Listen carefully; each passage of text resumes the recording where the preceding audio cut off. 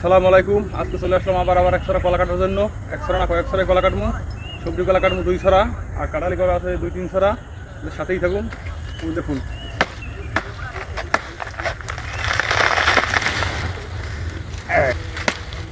দেখুন দর্শক, কত সুন্দর দেখি সবজি কলা। এই হলো আমার কাটালি কলা। সবজি কলা না, এটা কাটালি কলা। এটা খাইতে খুব সুস্বাদু এবং খুব মিষ্টি সবজি কলা খাইতেও। দেখছেন, সব কিন্তু আমার নিজের হাতে লাগানো ফল।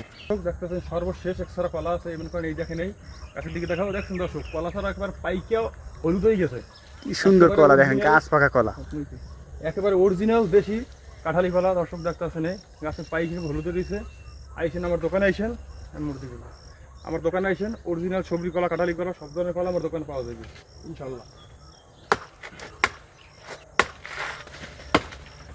খুব রিক্স হয়ে যাইতেছে। আমার গাছে নিজের হাতে লাগানো কাঁঠালি কলা কত সুন্দর হয়েছে, একবার অরিজিনাল অর্গানিক ফরমালিন মুক্ত দেশি কাঁঠালি কলা।